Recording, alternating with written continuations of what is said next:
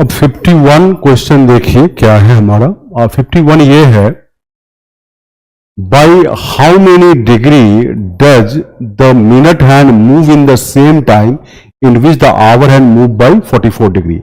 हमें पता है कि hour hand half degree per minute move करता है, तो 44 डिग्री मूव करने के लिए उसको इतने मिनट लगेंगे, मतलब 88 मिनट लगेंगे। और मिनट हैंड मूव करता है 6 degree per minute, minute hand move 6 degree per minute, तो 88 मिनट में क्या मूव करेगा मिनट हैंड? 88 गुना 6 डिग्री, 6 8 जा 48, 8 4, 6 8 जा 48 प्लस 4 52, तो 528 डिग्री आंसर होगा and D is the right answer. ठीक है, नेक्स्ट क्वेश्चन देखें। और find the value that will complete the given series. अब देखो यहां पे कैसे पता करेंगे, तो 50, 110 ये ब्लैंक है, 510 और 1060। यहां पे टर्म्स थोड़े कम है, लेकिन बाद में ये बढ़ रहा है तो मल्टीप्लिकेशन का चांस लग रहा है। तो ट्राई करते हैं, इंटू 2 प्लस 10 दिख रहा है, यहां पे इंटू 2 प्लस 40 दिख रहा है, तो हम गेस कर सकते हैं कि ये इंटू 2 प्लस 20 दिखना चाहिए, अगला इंटू 2 प्लस 30 दिखना चाहिए। चेक करते हैं कि इससे कंप्लीट होता है कि ये 20 दिखना चाहिए। तो देखते हैं, 110 गुना 2 220 प्लस 20 240 गुना 2 480 प्लस 30 530 कंप्लीट कर रहा है ये चीज। इसका मतलब ये 240 है, तो क्या है 240 है। ठीक है, तो ये हमारा आंसर 240 है। अब नेक्स्ट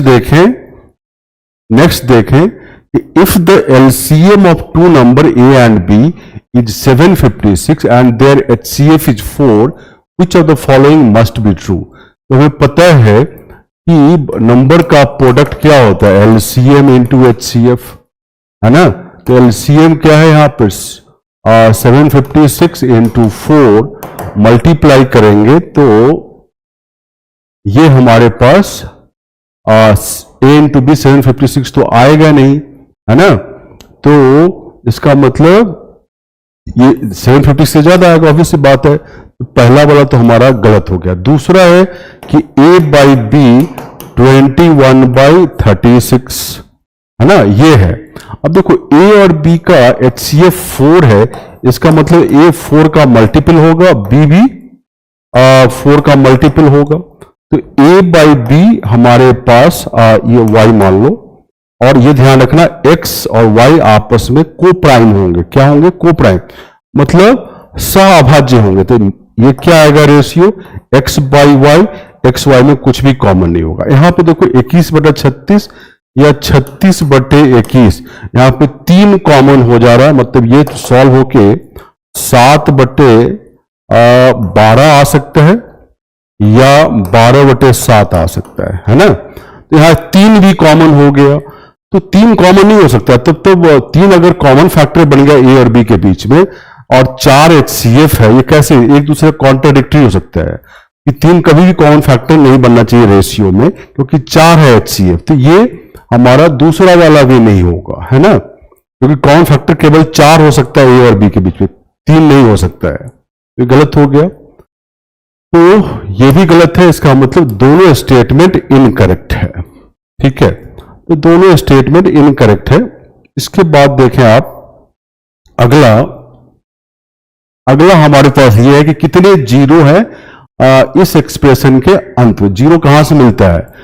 5 इंटू 2 से। तो हम 5 फैक्टर काउंट करते हैं, एक यहां पे है 5 और एक यहां पे, 2 तो बहुत ज्यादा है, 2 बहुत ज्यादा। तो 5 इंटू 2 का जो पेयर मिलेगा हमें, दो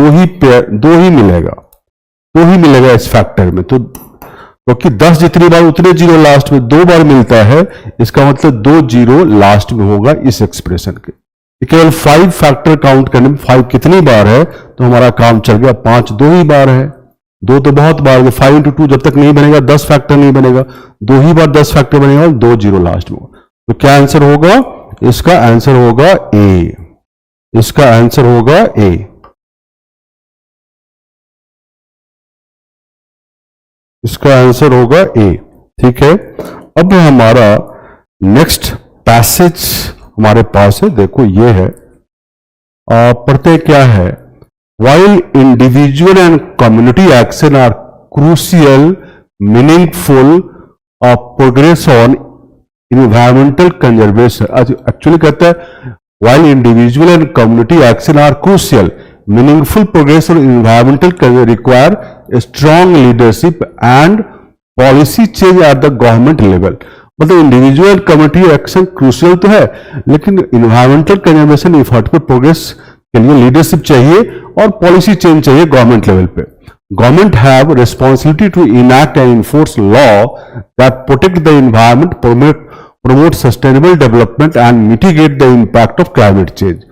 तो ये गवर्नमेंट का रिस्पॉन्सिबिलिटी है. This includes investing in energy infrastructure, implementing regulation to reduce emission and pollution, and protecting natural habitat and biodiversity. By working together with business, community and individual, government can drive systematic change and create the condition for a more sustainable future.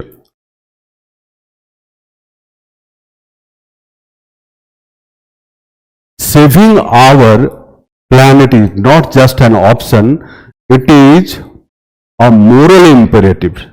The challenges we face may seem daunting, but by working together and taking collective action, we can create a brighter, more sustainable future for all. Whether it is reducing our carbon footprint, advocating for policy change, or supporting conservation effort, each of has a role to play in protecting and preserving our planet for future generation. ये बोलता है community effort तो होना चाहिए, individual effort भी होना चाहिए, but government के लेवल पे लॉ बनाने की जरूरत है जिससे हम फ्यूचर सिक्योर कर पाए, इन्वायरमेंट का प्रोटेक्शन कर पाए, ये सब बात कर रहा है. अब पूछा है कि बेस्ट आर्टिकुलेट द क्रक्स, सार बताना है. The passage focus on government intervention potentially over shadowing the import, नहीं ओवर शैडोइंग नहीं कर रहा, ये इंडिविजुअल कम्युनिटी की ही बात हो रही है, तो ये नहीं है answer. The crucial role of government leadership policy change in environmental conservation, stressing the need for law regulation and collaboration to create sustainable future, इसका आंसर होने का चांस है. अगला, asserting government responsibility for environmental law would complicate not justified. While promoting collaboration, the passage overlook conflict in part. conflict की बात नहीं कर रहा है यहाँ पे, overlook की बात ही नहीं है, तो ये भी गलत, तो इसका मतलब D is the right answer. ठीक है, अब इस पैसेज को देखें.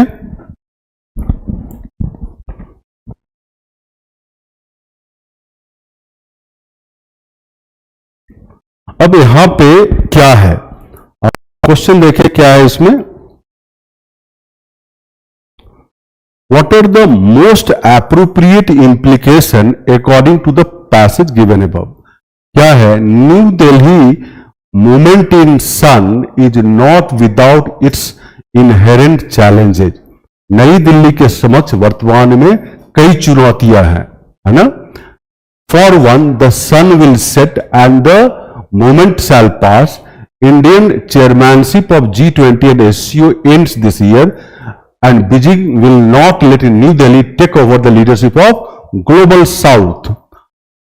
एक बार यह अवसर निकल गया तो यह क्षण बीत जाएगा. इस साल G20 और SCO की भारतीय अर्थव्यवस्था समाप्त हो रही है और बीजिंग नई दिल्ली को ग्लोबल साउथ का नेतृत्व इतनी आसानी से अपने हाथ में नहीं लेने देगा. ग्लोबल साउथ आई होप आप समझते हैं. So is New Delhi using this crucial year to strengthen a strategic partnership, seek geopolitical concession and create a structure that enhance India national security. New Delhi इस को यूज कर रहा है इस साल को इन सब चीजों के लिए.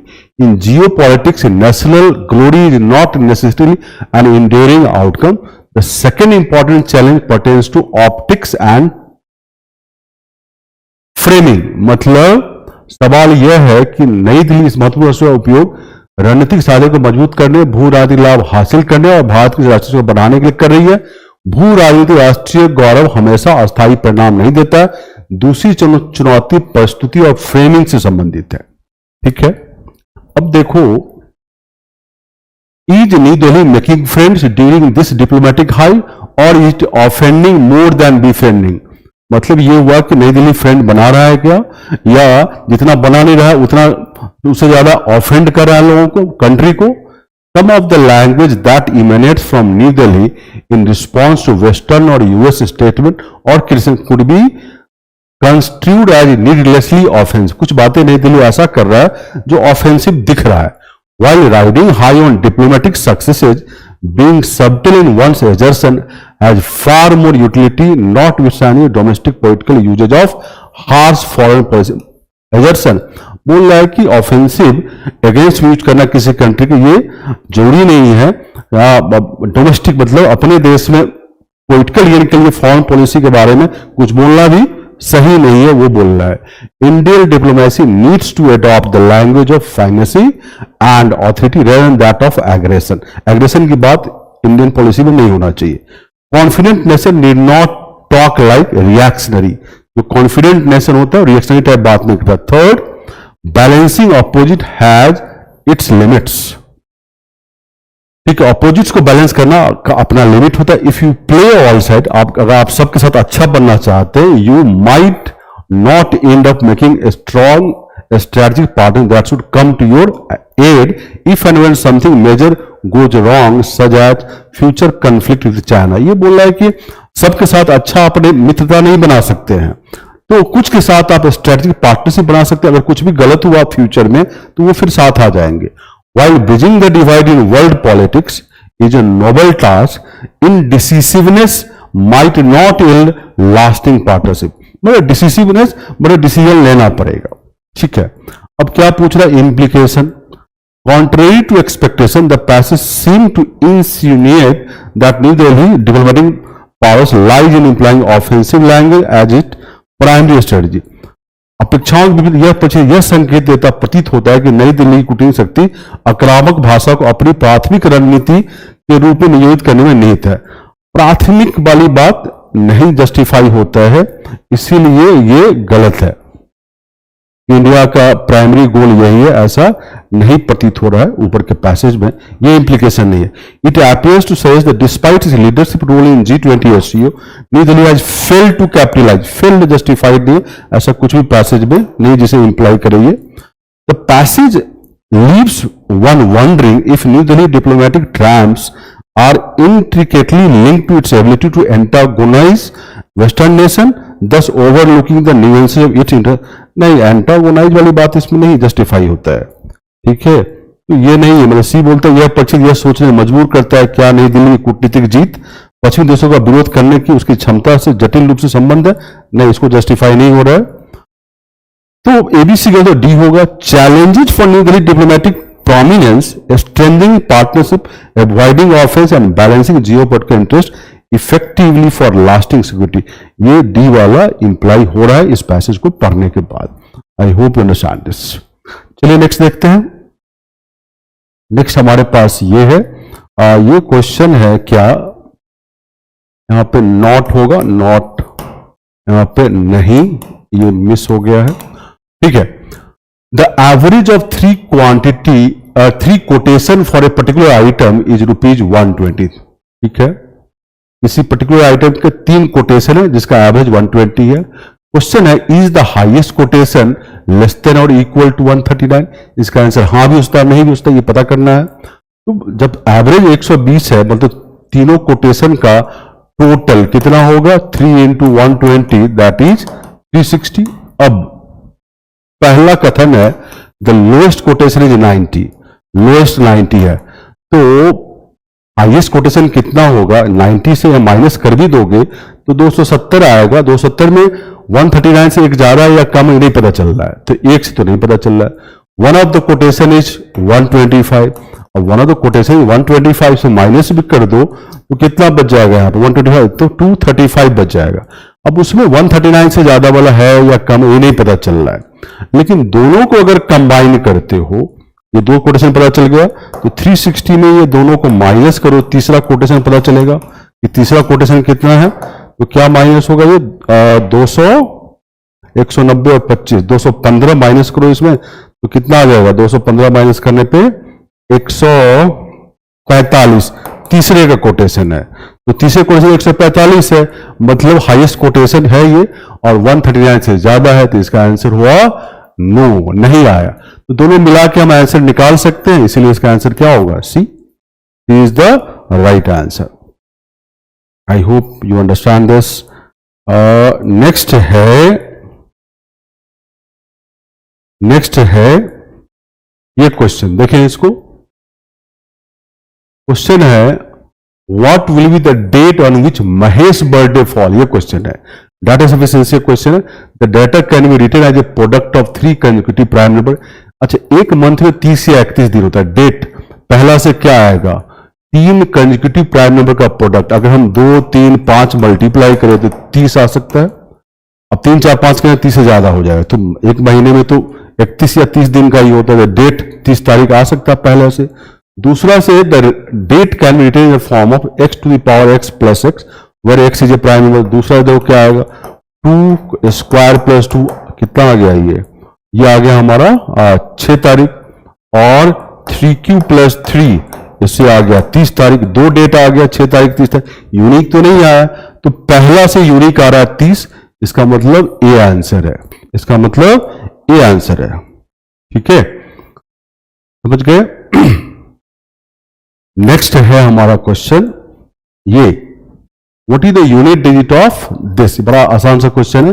देखो, फैक्टोरियल 5 ऑनवर्ड्स सभी जो फैक्टोरियल 5 120 होता है, लास्ट डिजिट 0. फैक्टोरियल 6 में भी यूनिट डिजिट 0 आ जाएगा. तो फैक्टोरियल 5 का सब में 0 इकाई है, तो जोड़ के भी फैक्टोरियल 5 के बाद यूनिट डिजिट 0 ही आएगा. तो इसका यूनिट डिजिट देखते हैं क्या है. तो फैक्टोरियल 1 2, फैक्टोरियल 3 6, फैक्टोरियल 4 24. जोड़ो, 24 6 30 2 32 33.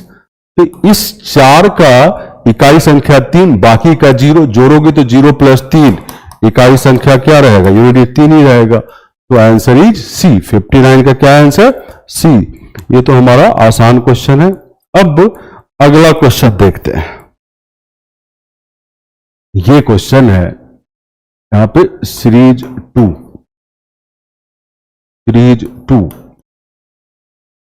ठीक है, अब इसको हम देखते हैं क्या है.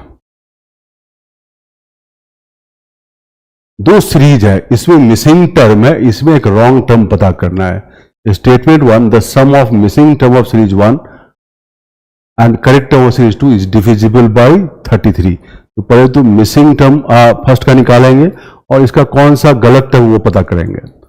तो इसमें तो बड़ा आसान है. 383 और ये जो घट रहा है, सीरीज क्या हो रहा है, घट रहा है. देखो 281 300, ये कितना घट गया, 19 घट गया. इसमें 323 से 323 घट गया. इसमें देखो 23 घटा है, इसमें कितना घटा है, देखोगे 29 घटा है ना. और इसमें क्या घटा है, देखोगे 31 घटा है. तो प्राइम नंबर घट रहा है. क्या घट रहा है, प्राइम नंबर. तो अगला 19 के बाद क्या घटेगा, 17 घटाओगे तो आ जाएगा जो मिसिंग नंबर हमारा आएगा 281 माइनस 17 कितना आ जाएगा यार, 264. ये सीरीज 1 में मिसिंग नंबर है. अब हम आते हैं सीरीज 2 में. अब इसमें थोड़ा समझना पड़ेगा, ये थोड़ा टेढ़ा सा है. इसमें क्या किया है कि 66 और 291 का डिफरेंस देख लो एक बार कितना है.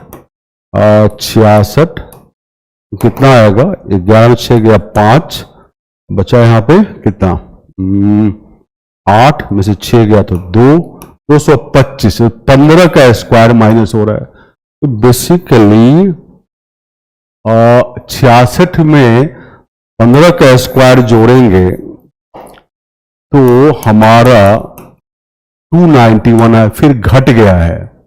अब 291 और 95 का डिफरेंस देखो कितना है, तो ये आ जाएगा 196. तो दिखा ये 14 स्क्वायर है. तो हमें ये पता चल गया कि ये पता चला कि 14 का स्क्वायर मतलब 291 से 95 आने के लिए 291 माइनस 14 स्क्वायर करेंगे तो 95 आएगा. तो थोड़ा थोड़ा पता चल गया. तो अगला होगा 95 प्लस 13 स्क्वायर. देखो क्यों कि 169 ऐड करोगे इसमें ये 264 ही आएगा, जबकि यहां 90 दिया हुआ है, तो गलत है. अगला 269 माइनस 12 स्क्वायर आ गया तो हमारा काम हो जाएगा.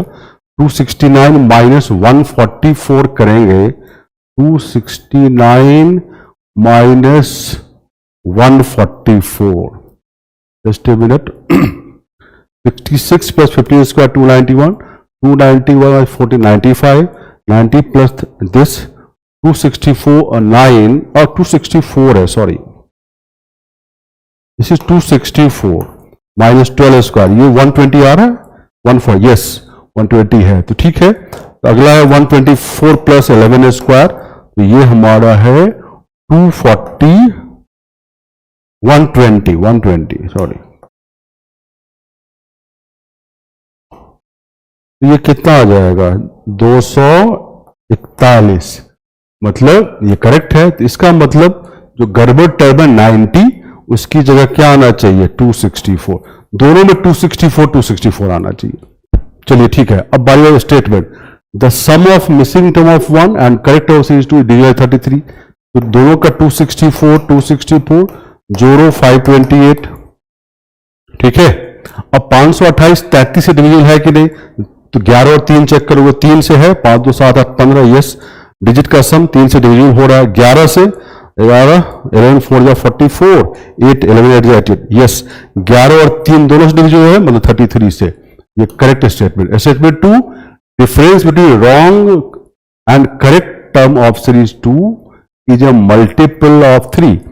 दूसरे स्टेटमेंट यहां पे करता हूं, ये पहला के लिए था, दूसरा है difference between wrong and correct, तो 264 एंड 90 रॉन्ग था, डिफरेंस कितना आएगा 174।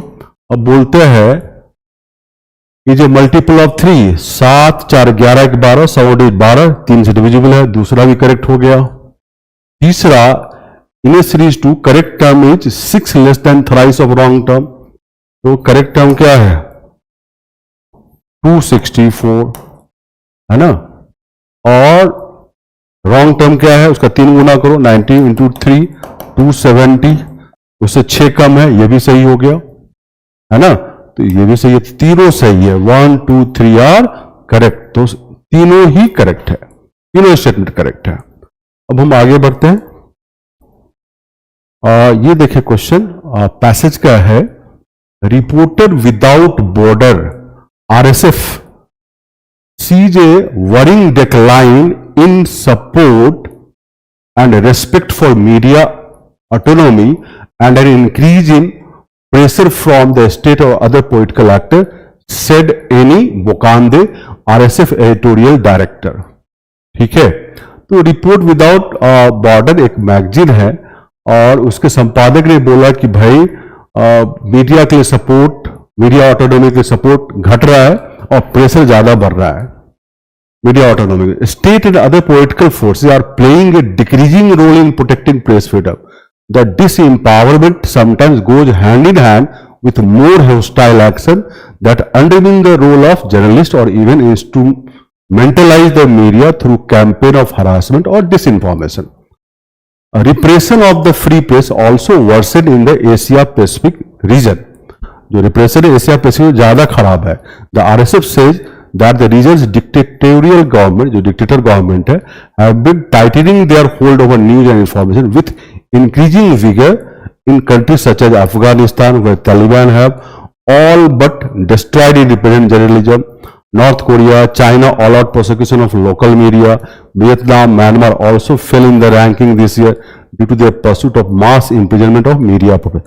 मीडिया ऑटोनॉमी पर कैसे प्रेशर है वो बात ये कर रहा है, खासकर इस पार्ट में एशिया पैसिफिक रीजन में एग्जाम्पल के तौर पे दिया है।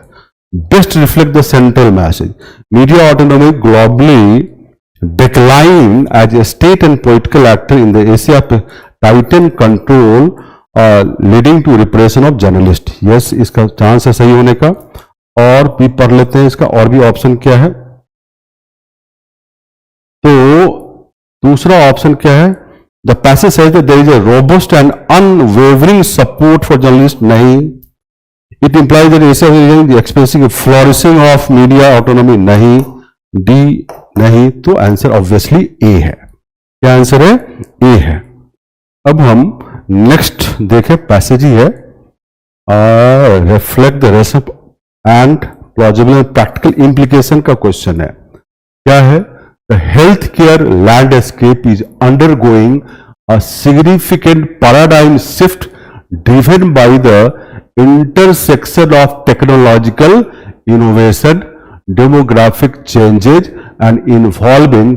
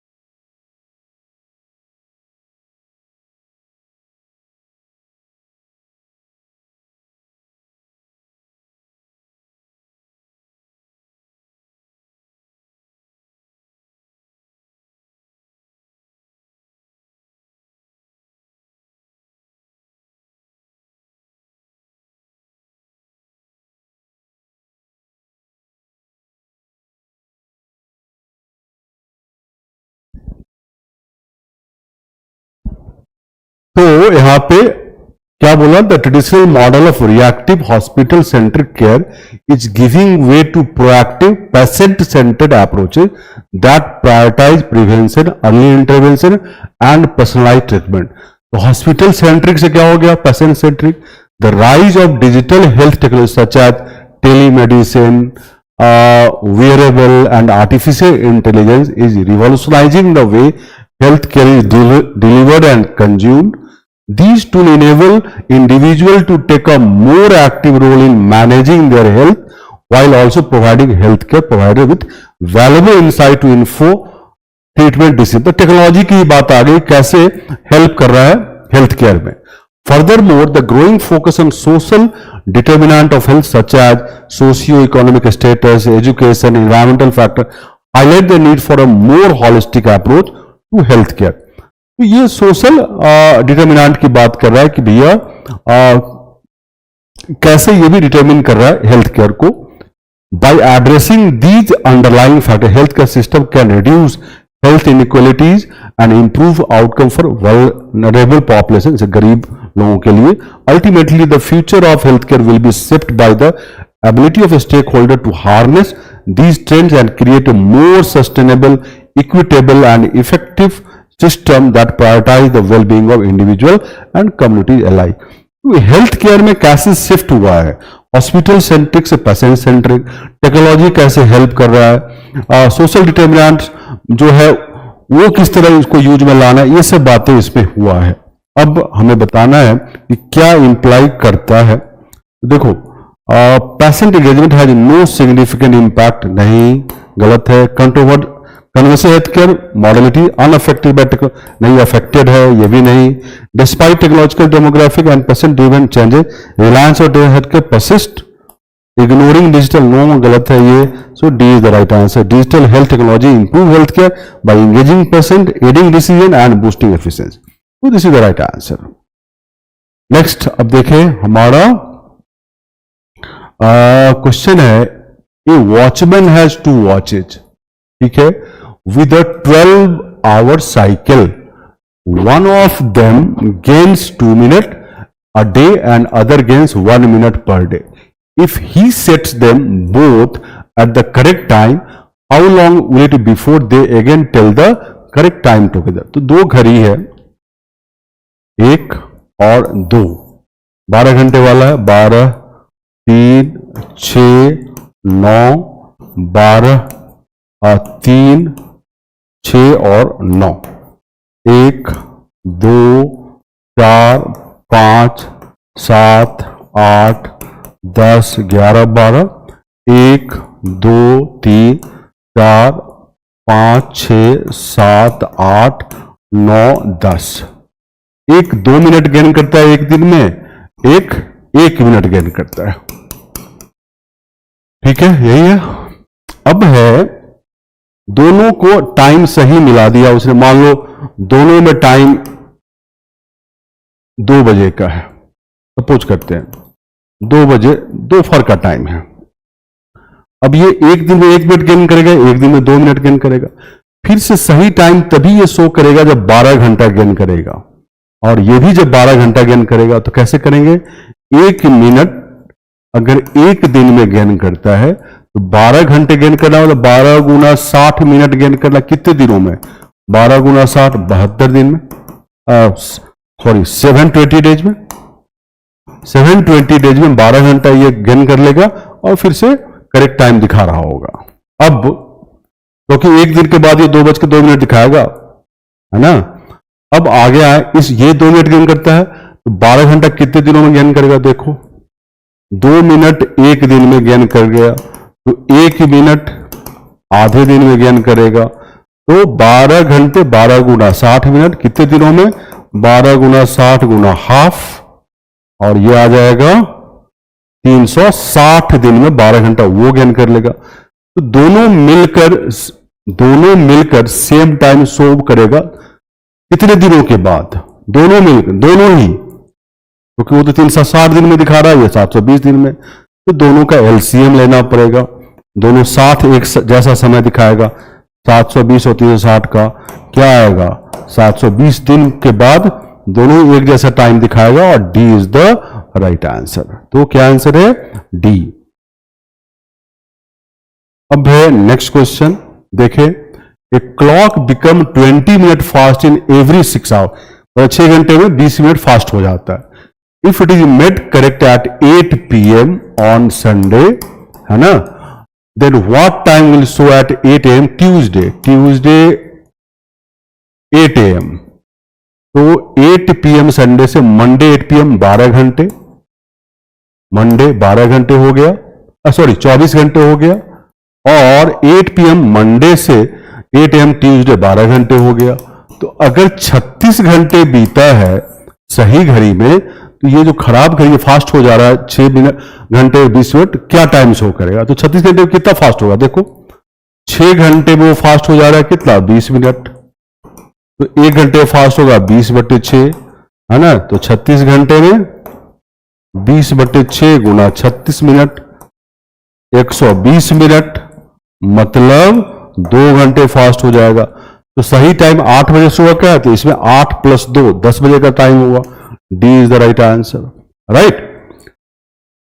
2 घंटे फास्ट हो गया तो 8 + 2 10 बजे सुबह का टाइम दिखाएगा। नेक्स्ट ये देखिए, ये क्या है? 3 पाइप है PQR जो सेपरेटली एक टंकी को भर सकता है 36, 24 और 20 मिनट रेस्पेक्टिवली। तो 3 है PQR, ऐसे करो, P भर सकता है 36 मिनट में, ये 24 मिनट में, और तीसरा 20 मिनट में। एफिशिएंसी निकालो, तीनों का एलसीएम मेथड लगाते हैं। 360 लीटर का टंकी मान लो, एलसीएम लिए तीनों का। P 1 मिनट में कितना भरेगा? 10 लीटर। Q 360/24 15 लीटर भरेगा, और R 360/20 18 लीटर भरेगा 1 मिनट में। ये एफिशिएंसी आ गया। क्वेश्चन क्या है?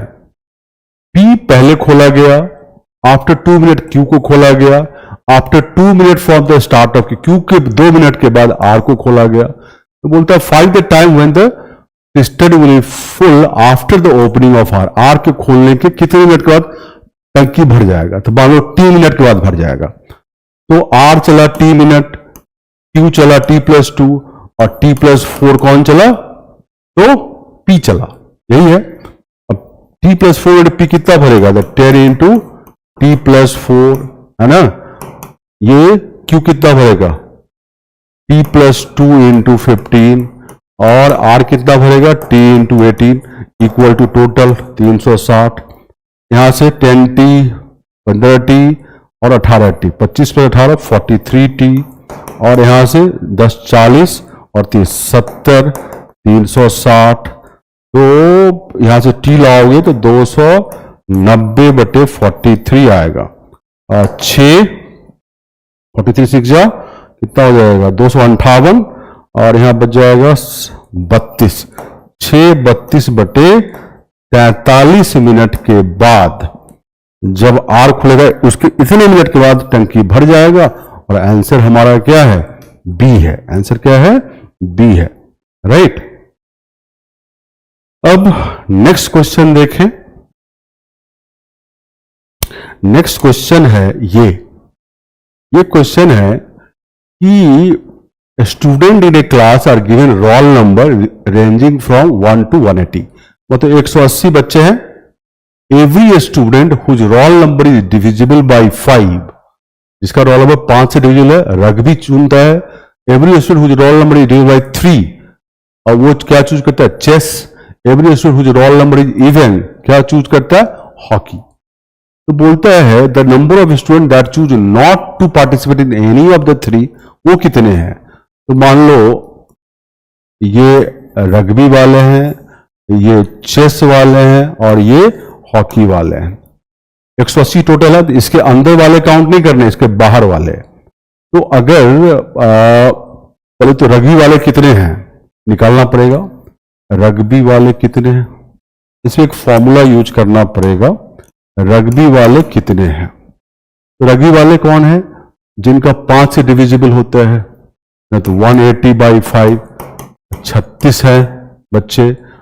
चेस वाले कितने हैं, चेस वाले क्या है, जिनका रोल नंबर 3 से, तो 180/3, ये कितना आएगा, 60 बच्चे हैं। अब हॉकी वाले कितने हैं, तो ये हैं, देखो हॉकी वाला कौन है, जो इवन है, तो 180/2, मतलब 90 बच्चे हैं, ठीक है। अब है रग्बी और चेस वाले, तो एन रग्बी एंड चेस ऐसे लिखते हैं। तो रग्बी एंड चेस मतलब 5 और 3 दोनों से 15 से डिविजिबल हो, तो 180/15, ये कितना आएगा, 15 1 12 आएंगे। अब देखो रग्बी चेस हो गया, चेस एंड हॉकी वाले, चेस एंड हॉकी, चेस वाला 3 से डिविजिबल है, हॉकी वाला 2, तो 5 और 2 कोप्राइम है, 10 से डिविजिबल है, तो दोनों वाला हो जाएगा। तो 180/10, 18 लोग हैं। अब हॉकी एंड रग्बी, हॉकी वाले 2 वाले डिविजिबल, रग्बी वाले 5, रग्बी वाले कितना है, एक जस्ट मिनट, ये था चेस एंड हॉकी, तो 3 and 2, सॉरी ये 6 होगा, 3 and 2, जो 3 और 2 से डिविजिबल है वो 6 से होगा, तो ये 6 आएगा यहां पे, तो 30 है ये। और हॉकी एंड रग्बी, हॉकी वाले 2 से डिविजिबल है, रग्बी वाले 5 से। ये 2 और 5 का बेसिकली जो 2 से डिविजिबल है 5 से, वो दोनों के एलसीएम से 10 से भी होगा। ये तरीका, तो 18 हो गए।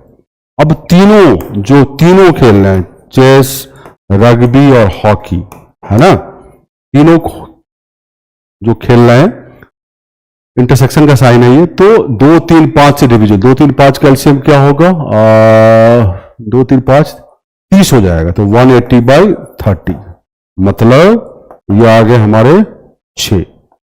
भर लो इसको, ये तीनों वाले हैं 6, ठीक है।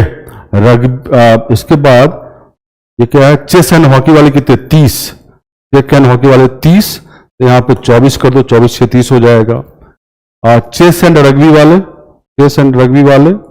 यहां है 12, यहां 6 है, यहां 6 6 6 12 हो जाएगा। फिर हॉकी एंड रग्बी वाले 18, यहां 12 हो जाएगा, 12 6 18 हो गया। अब रग्बी खेलने वाले कितने हैं, 36, 12 6 18 6 24 हो गया, यहां 12 ले लो, 36 टोटल हो गया। फिर चेस खेलने वाले 60, 24 6 30 36, यहां 24 हो जाएगा, मिलकर 60 हो जाएगा। ठीक है। अब हॉकी खेलने वाले कितने हैं? 90। तो 24 6 30 10 40 12 कितना होगा? 42 42। यहां पे क्या लेना पड़ेगा? 48। देखो 48 2 50 60 90। ठीक, सबको जोड़ो कितना है ये? अब इसके बाहर जो होंगे वो तीनों खेलने खेलते हो, तो 24 6 30 6 36 4 40 60 10 70 72 8 80 120 और ये 12 132 लोग हैं। 132 लोग हैं, या तो रग्बी या चेस या हॉकी खेलते हैं। टोटल 180 है, तो बाहर क्या है? 180 माइनस 132, तो कितना आ गया? 48 लोग हैं जो कुछ भी नहीं खेलते हैं, न रग्बी न चेस न हॉकी, तो 48। ठीक है, ये आंसर है। तो इसका आंसर क्या है? 48। अब हम करते हैं नेक्स्ट। ये पैसेज है और देखें क्या है ये पैसेज है कि what is the crux of the passage. तो पढ़ते हैं, as evident from current event the next war are expected to be fought over water and expansion. जैसा कि वर्तमान घटनाओं से स्पष्ट है, अगला युद्ध पानी और विस्तार को लेकर लड़े जाने की उम्मीद है ना। Given that in the years to come fresh water will become a very scarce and expensive commodity, जो फ्रेश पीने का पानी है। The area will qualify as a potential zone for fresh water exploration and extraction. Area जहां पे fresh water का potential होगा वो एरिया कहला रहा है, वहां से लोग एक्सट्रैक्शन कहीं निकालें। जस्ट एज ऑयल, जो तेल का कुआं एक्सप्लोर हुआ, just as oil wells are explored and capped for future use, fresh water wells में बी आइडेंटिफाइड, कहां फ्रेश वाटर मिलेगा, and capped for future use. In the lacuna of specific legislation, कोई कानून नहीं है और टर्मिनोलॉजी नहीं है governing and controlling the advancement of resources beyond national jurisdiction, such as fresh water, integrated with multiple nations governing the law of sea, the area will once again attract controversy. मतलब national boundary के बाहर अगर fresh water किसी area में मिलता है तो उसके लिए मतलब कंट्री के बीच में लड़ाई हो सकती है, लेजिस्लेशन की कमी है। जैसे लॉ ऑफ सी है, वहां भी बहुत ज्यादा एम्बिग्विटी है, स्पष्टता नहीं है। Given that a large international community diligently working towards sustainable development goals and activity beyond national jurisdiction, arriving at an amicable, non-controversial legislative text addressing various lacuna in the law of the sea, जो law of sea है बहुत सारे problems को ठीक करते हुए, especially exploratory activity concerning fresh water from the area, out to be the next logical milestone. मतलब ऐसा लॉ बनाना है जो कंट्री के बाउंड्री के बाहर भी अप्लीकेबल हो और नॉन कंट्रोवर्शियल हो। जैसे लॉ ऑफ सी जो है उसमें बहुत सारा कंट्रोवर्सी भी है लॉ से रिलेटेड, वो नेक्स्ट लॉजिकल माइलस्टोन होगा वो। In this India can take the lead role and this would be an area that would truly benefit mankind rather than spending gallons of money looking for water and proposing plans for human settlement on Mars and Moon।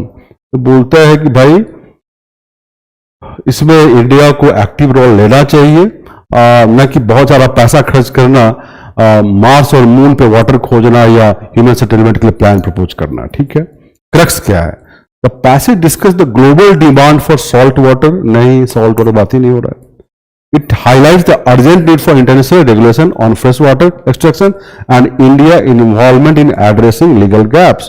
Urgent वाली बात नहीं है international regulation का और इसका India का involvement legal gap को address करने में नहीं। सी क्रक्स पूछ रहा है पैसेज का, the passage outline the challenges of regulating fresh water exploration beyond national boundary and India proactive approach to manage them. Manage वाली बात है, इंडिया को रोल लीड करना लॉ के लिए कि ऐसा लॉ बनाए जो सबके लिए मान्य हो, ये भी नहीं है। So D is the answer. The passage stresses fresh water scarcity, stress कर ही रहा है, and international law needed for exploration, yes, suggesting India lead for sustainable development and mankind benefit. So D is the right answer, D is the right answer. अब हम next बात करते हैं। Next भी हमारा पैसेज है वो ये क्या है? In the year that plastic treaty was mooted, In 2022, India brought into effect the Plastic Waste Management Amendment Rules that banned 19 category of single-use plastic. तो जिस वर्ष प्लास्टिक संधि पर विचार किया 2022 में भारत ने प्लास्टिक अपशिष्ट प्रबंधन संशोधन नियम लागू किया, जिसमें एकल उपयोग प्लास्टिक 19 श्रेणियों पर प्रतिबंध लगा दिया गया। ठीक है। It however does not include plastic bottle even those less than 200 ml and multi layered packaging boxes as in milk carton. उसमें ये कवर नहीं हो रहा है। ठीक है। प्लास्टिक बॉटल जो 200 ml से कम का या मल्टी लेयर्ड पैकेजिंग बॉक्स जैसे मिल्क कार्टून में होता है। Moreover, even the ban on single-use plastic item is not uniformly enforced nationally, with several outlets continuing to retail these goods.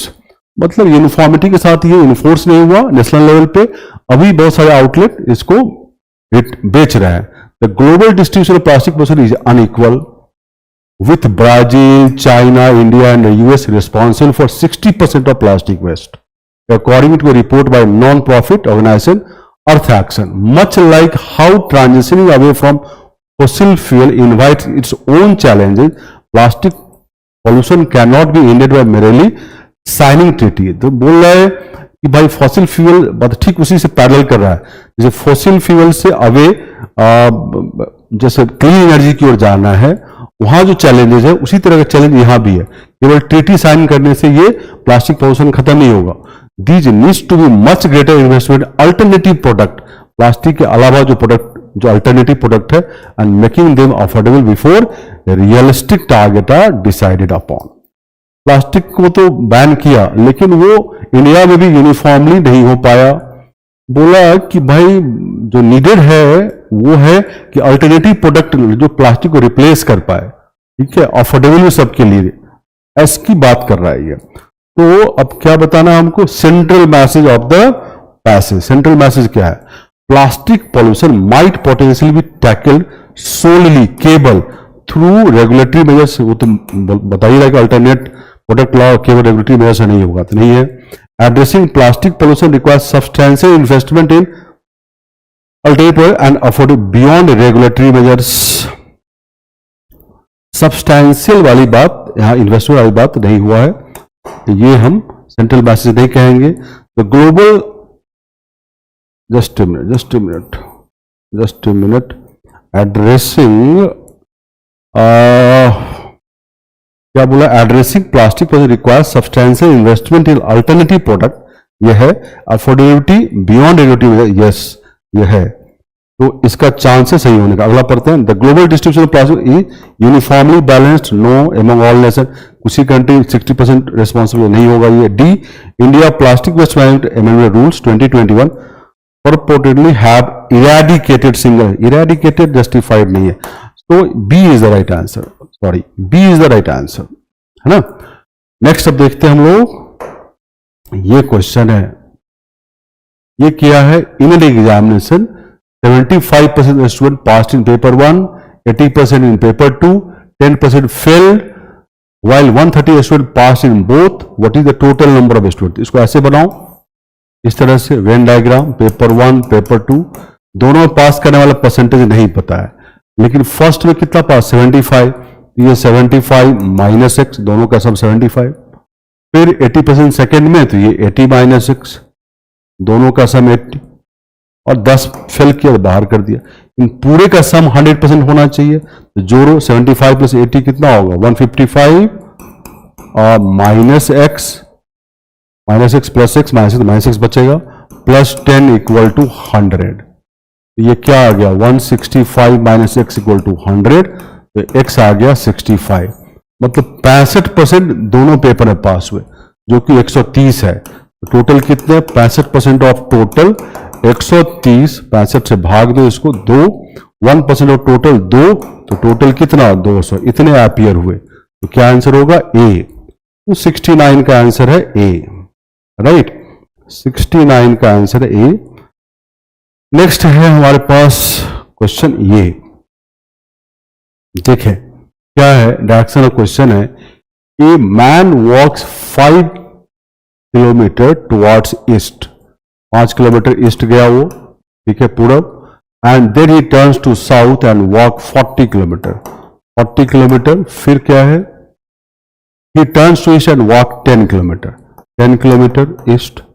अब क्या है वो, after this he turn to north and walk 60 kilometre, अब 60 kilometre north में। Question क्या है, now how far is he from A starting point, यहां से कितनी दूरी पे है, ये तो 10 ही होगा, 10 प्लस 5 15, ये 40 है, तो ये कितना होगा 20, 10 20 60, 20 और 15 तो 20 स्क्वायर प्लस 15 स्क्वायर, है ना, कितना होगा 625, ये 25 आएगा, तो answer is 25, right, answer is 25। ये तो आसान क्वेश्चन है। नेक्स्ट हमारे पास है क्वेश्चन, ये बोलता है if the average of the edges of 2 kids is 13 years, मान लो ए बी एज है तो ए प्लस बी बाई 2 13 है, तो ए प्लस बी क्या होगा 26। अब क्या है, the square root of the product of their age is 12, the square root of a b 12 है, तो ए बी क्या हो गया 144। अब पूछता है find the difference between their ages, a minus b निकालना है। देखो क्या करते हैं, ए माइनस बी का स्क्वायर, ये फॉर्मूला यूज करना पड़ेगा, ए प्लस बी का होल स्क्वायर माइनस 4ab होता है, ए प्लस बी का स्क्वायर मतलब 26 का स्क्वायर, 4 इंटू 144, ये 676 होता है, इससे 16 7 और 576, तो 100 आया। ए माइनस बी क्या होगा, स्क्वायर रूट ऑफ 100 मतलब 10, तो क्या आंसर आएगा 10। बट ये फॉर्मूला पता होना चाहिए, ये दोनों गिवन था, तो क्या आंसर होगा सी, तो 10 is the right answer.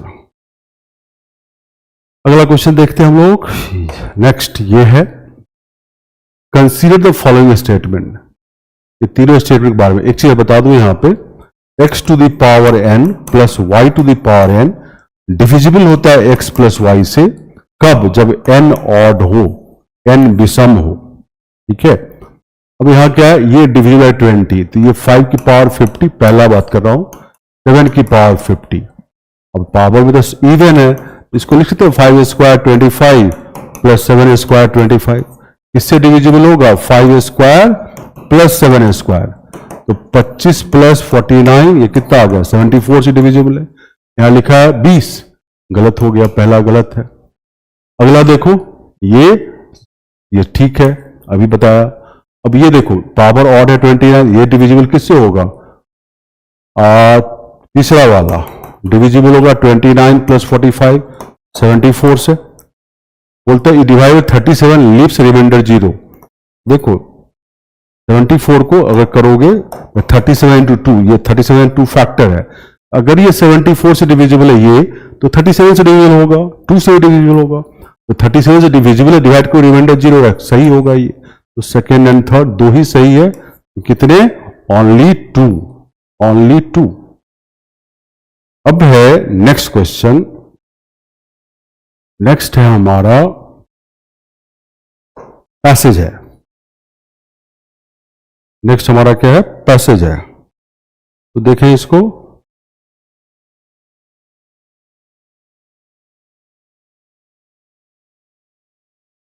Just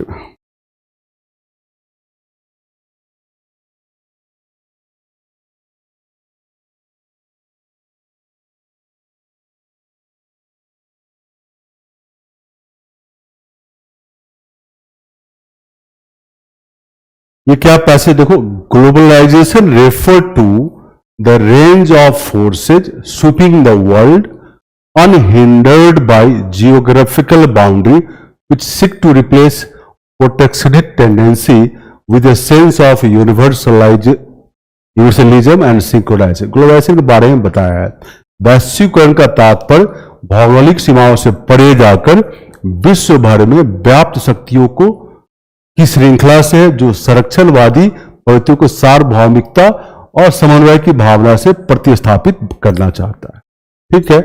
तो कंट्री विशेष का नहीं, पूरा ग्लोब एक विलेज की तरह काम करता है, वही बोल रहा है। The broader goal is to craft an ecosystem in which actors, including lawyers, can interact with one another harmoniously and without significant constraint. Lawyer भी एक दूसरे interact कर पाए. It is with this spirit the Bar Council of India had notified the rules for registration and regulation of foreign law and foreign law firms in India 2022 in early 2023, allowing foreign lawyers to set up their offices in India for some limited purpose. Indeed, the object and reason of BCI will consciously note that the world is becoming a global village and the legal profession in India has to rise to the occasion.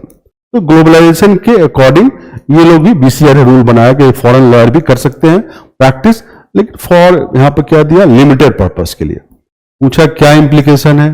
Writing for might disadvantage local practitioner, ये justified यहां से नहीं है passage से. Global integration should not overshadow the need to respect local, ये भी नहीं है.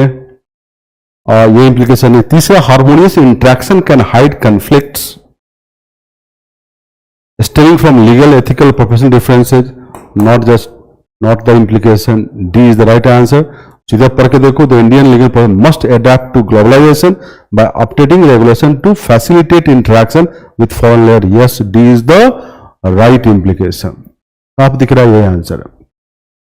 अब हमारे पास नेक्स्ट है, देखिए नेक्स्ट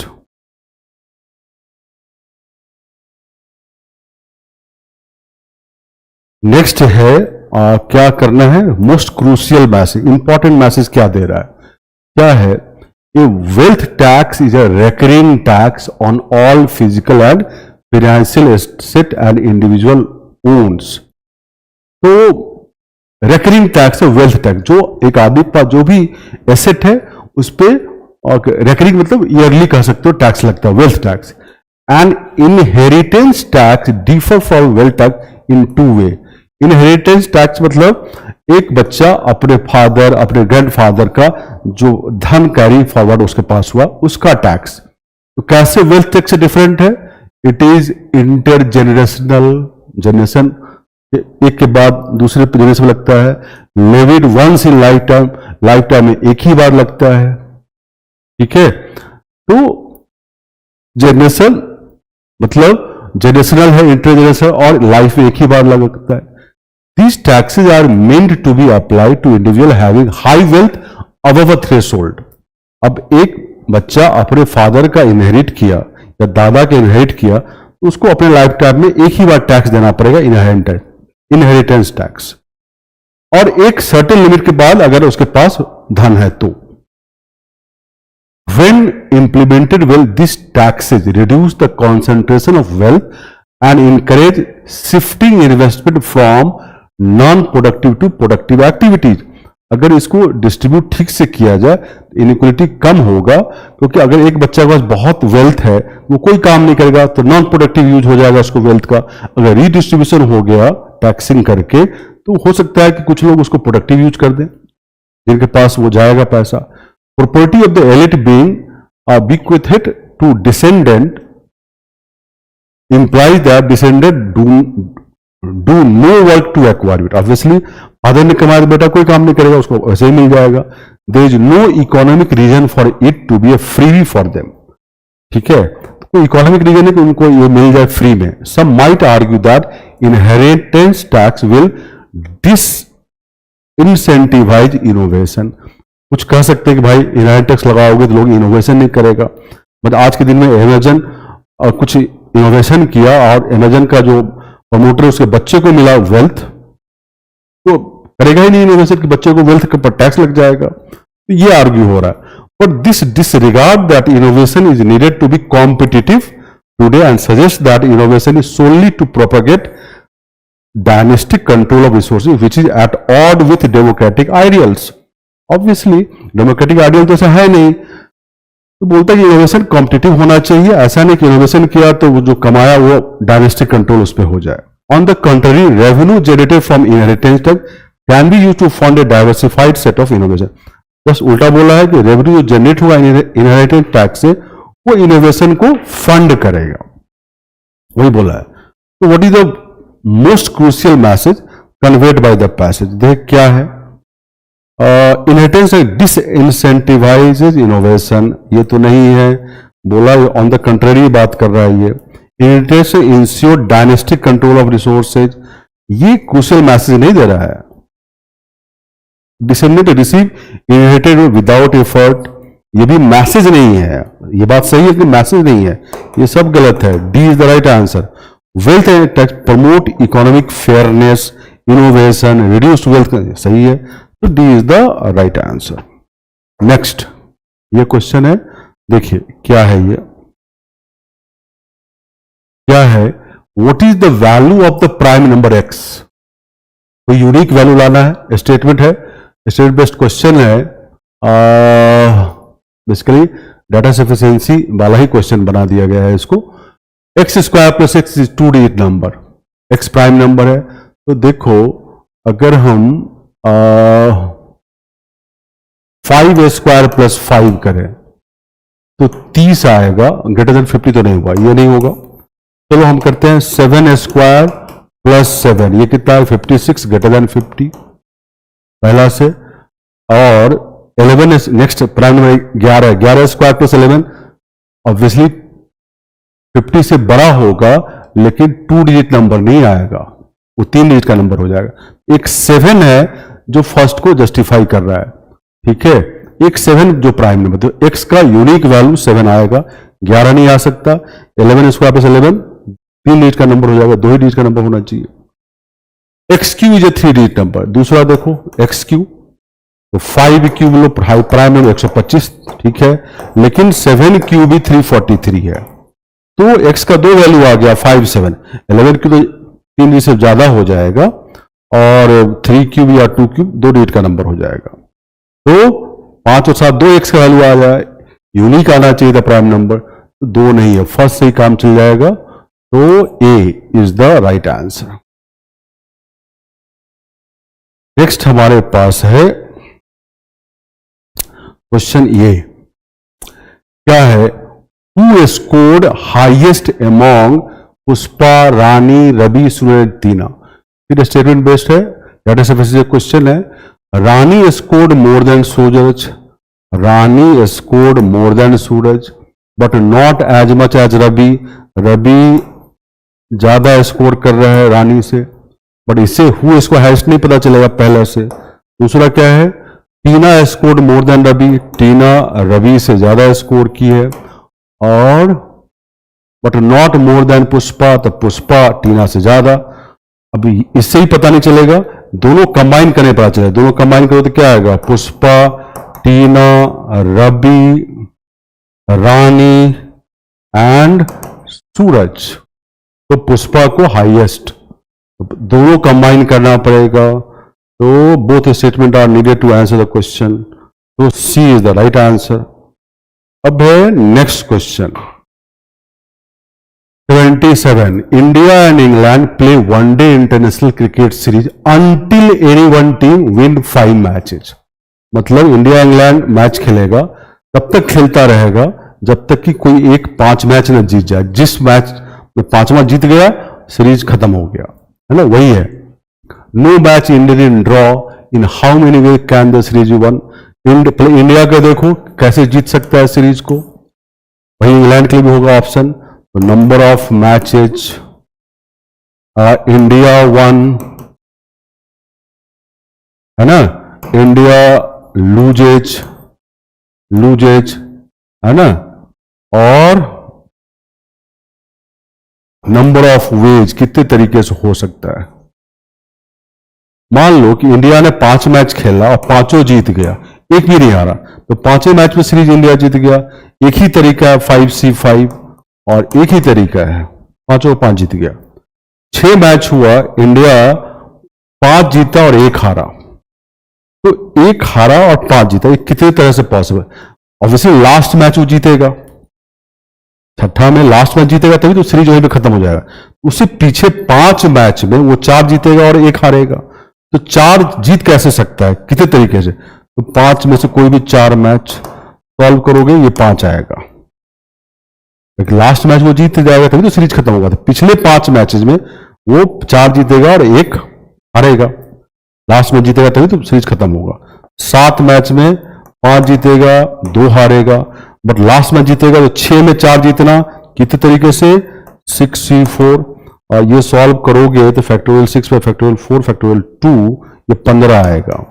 अब यहां लिख रहा हूं मैं 8 मैचेस खेलेगा, 5 इंडिया जीतेगा, 3 हारेगा। कितने तरीके से? लास्ट में जीतेगा तो 8वां तो छोड़ दो, 7 मैचों से 4 जीतना इंडिया को, 7C4। फिर 9 मैच में 5 जीतेगा, 4 हारेगा, लास्ट मैच तो जीतेगा ही। 8 मैच में 4 जीतना, कितने तरीके जीतेगा वो? 8C4।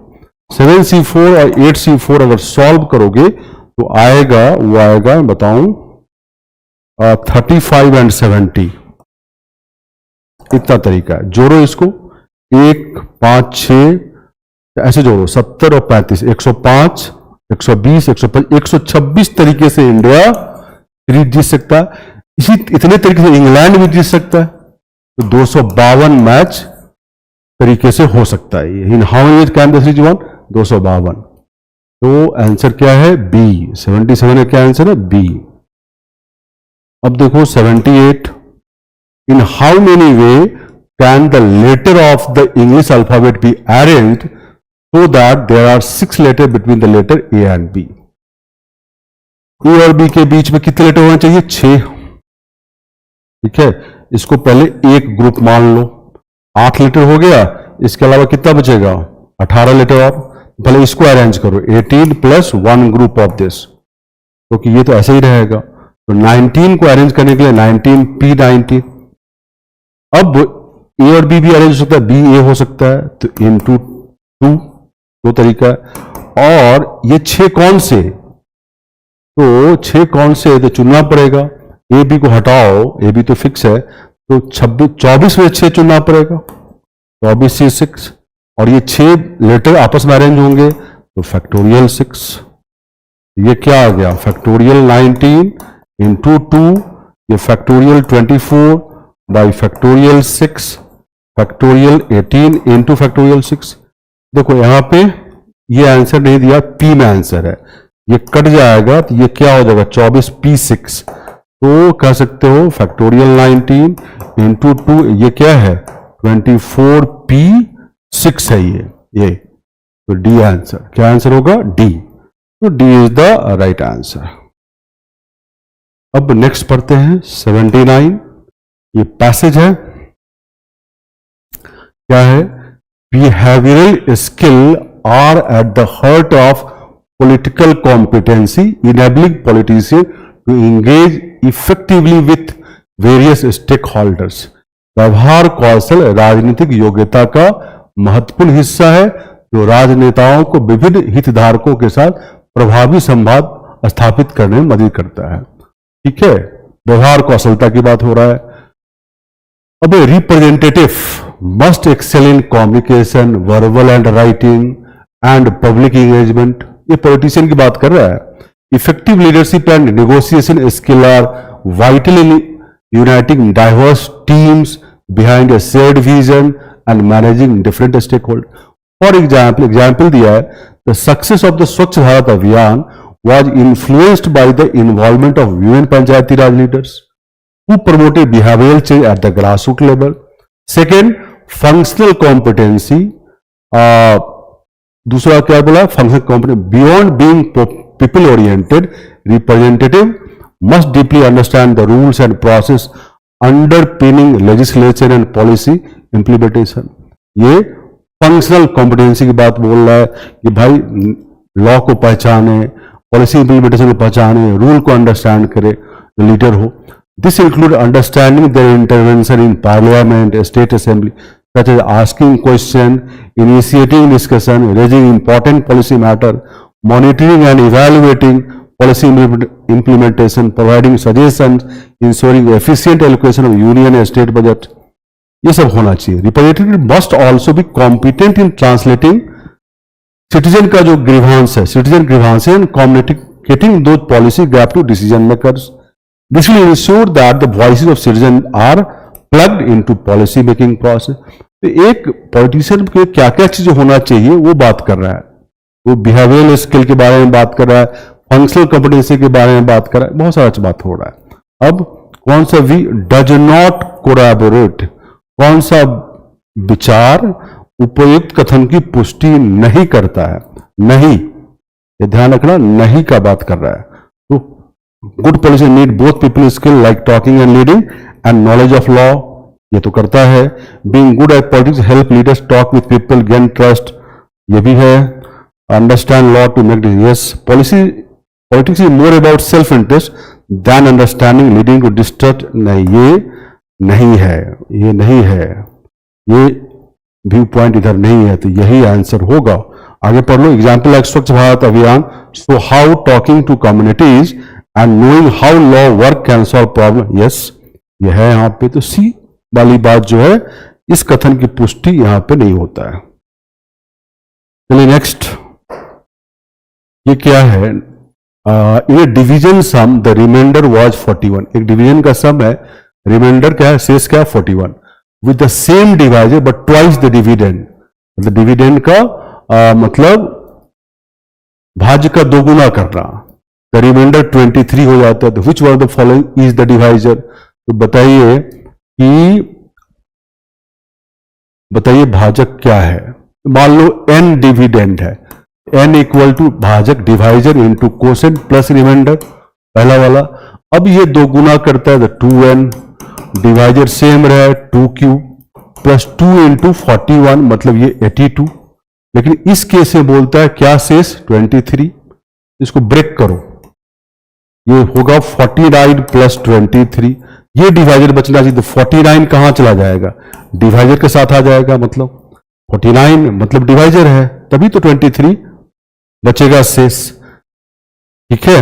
वैसे 82 में 23 माइनस को 49 ही डिवाइजर है, तो क्या आंसर होगा, सॉरी 49 प्लस 23 कितना हो रहा है, सॉरी 59, नॉट 49, 59, तो 59 तो डिवाइजर है, क्योंकि इस वाले में 23 बचना चाहिए शेष बोला है, इसका मतलब 59 जो बचा इधर डिवाइजर में आ जाएगा, है ना, डिवाइजर 59 है इसका मतलब।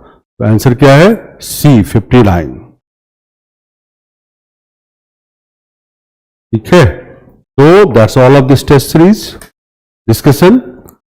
मैं पहले ही बताया हूं कि ये वो बच्चे देखें जो तैयारी पूरा कर चुके हैं, टेस्ट दिए हूं, उनके लिए, नए बच्चों के लिए नहीं है, फ्रेशर्स के लिए नहीं है। Thank you, have a nice day.